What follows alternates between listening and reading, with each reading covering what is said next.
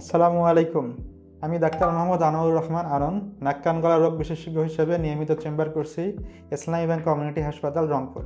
আজকে আমরা যে বিষয়টা নিয়ে আলোচনা করতে চাচ্ছি সেটা হচ্ছে যে কানের ময়লা, কানের খৈল বা ওয়াক্স যে নামই বলেন না কেন, এই সমস্যাটা নিয়ে আলোচনা করতে চাচ্ছি। এখন আসি কানের যে ময়লা ওয়াক্স, এটা কি আসলেই এমনি এমনি হয় না এটা দরকার আছে নাকি দরকার নেই? কানের ময়লা সবারই হয়, আপনার হয়, আমার হয়, সবারই হচ্ছে যে হয়। সবারটা হচ্ছে যে জমে না, এটাই এমনি এমনি হচ্ছে যে নিজে নিজেই পরিষ্কার হয়ে যায়। আমরা যখন হচ্ছে যে খাই, চিবাই, মুখ হচ্ছে যে হা করি, তখনই এই কানের ময়লাগুলো হচ্ছে যে পরিষ্কার হয়ে যায়। অনেক ক্ষেত্রে যাদের কানের ছিদ্রটা অনেক বেশি চিকন হয়ে থাকে অথবা যাদের হচ্ছে যে ময়লাটা বেশি পরিমাণে হয়ে থাকে, তাদের ক্ষেত্রে হচ্ছে যে এটা নিজে নিজে পরিষ্কার হইতে পারে না, তখন হচ্ছে যে অনেক সময় ময়লাটা জমে। আর কাদের জমে? যারা নিজেরাই হচ্ছে যে পরিষ্কার করার চেষ্টা করে। দেখেন, কানে নিজে নিজেই পরিষ্কার করতেছে, এখন আপনি ওখানে যদি হচ্ছে যে ওর উপরে গিয়ে হচ্ছে নিজে নিজেই আবার আপনি পরিষ্কার করতে চান, তাহলে সে তার নিজের ফাংশনটা, নিজের কাজটা আর বুঝতে পারে না।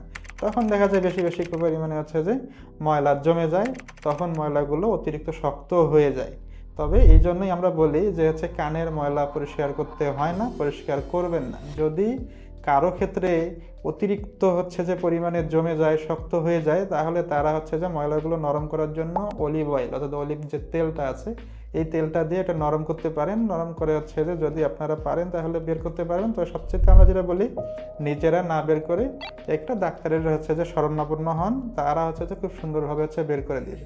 যে নিজেরা চেষ্টা করে বের করতে যান, তাহলে দেখা যাবে কি কানের মধ্যে হচ্ছে আপনি ইনজুরি করবেন, ছিঁড়ে যাবে, রক্ত বের হবে, অথবা পর্দাটা ইনজুরি হয়ে যেতে পারে। এই জন্য বাসায় নিজে নিজে পরিষ্কার না করাই হচ্ছে যে ভালো। আর যাদের বারবারই হচ্ছে জমে, তাদের ক্ষেত্রে হচ্ছে যে পরামর্শ এটা হচ্ছে যে আপনি সপ্তাহে 2টা দিন করে একটু অলিভ অয়েল দেন, তাহলে দেখবেন যে আর নতুন করে এখানে ময়লা জমবে না। নাক কান গলা রোগের যে কোনো বিষয়ে পরামর্শের জন্য আমাদের সাথে যোগাযোগ করতে পারেন আমাদের চেম্বারের ঠিকানায়। আমাদের চেম্বারের ঠিকানা ইসলামী ব্যাংক কমিউনিটি হাসপাতাল রংপুর।